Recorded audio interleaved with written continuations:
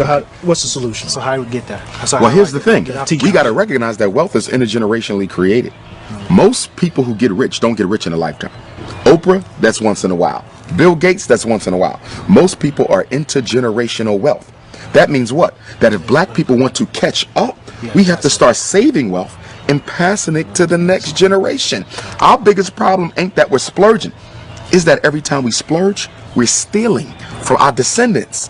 You're giving them no inheritance to get started with.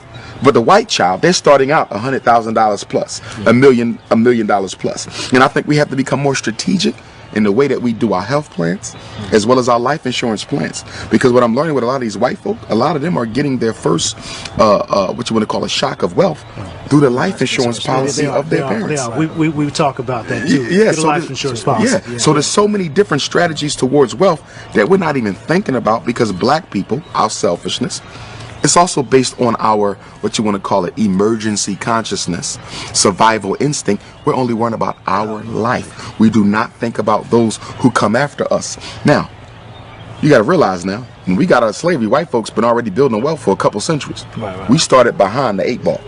Okay? So you got to play catch up. How do you catch up with somebody who's 100 yards in front of you? You have to run faster than they are. That means we have to sacrifice our spending habits more than everyone else in order to catch up.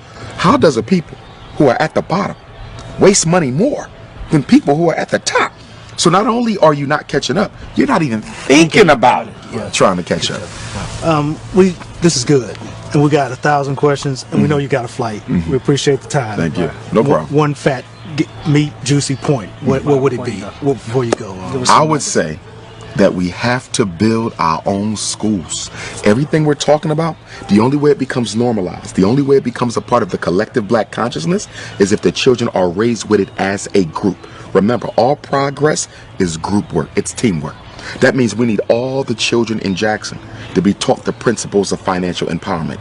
All the children of Jackson to be taught how to eat healthy. All the children of Jackson to understand what black family means and why it's so important. Until then, it's just a specialty. As we spoke earlier, diet being a specialty, wealth is a specialty. Think about it. If you're black and you're in the know about money and the laws of finance, you are a specialty. You are an eccentricity. You are an oddity. That's a problem. Because for white people, gaining wealth is a regular part of their everyday conversation. Even poor white people are regularly talking about wealth.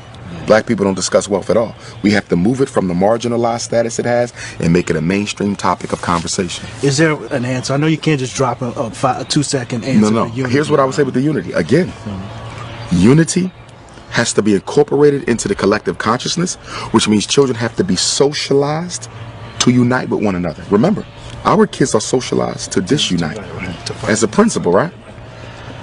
I've had first graders, 6 and 7, talking about how black your skin is, how cheap your clothes is, how nappy your hair. You're 6.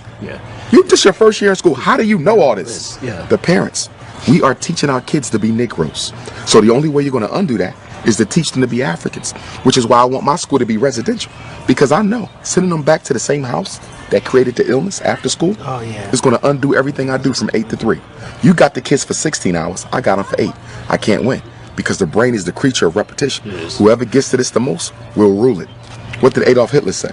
Come up with a lie, keep on telling the lie, be consistent with it. It ain't got to be the truth. But the brain cannot resist the temptation to believe something that is regularly presented before it. Repetition wins. We give our kids to white folks for the first 18 years of their life, then we want to remake them into Africans for the rest of their life. That's ridiculous.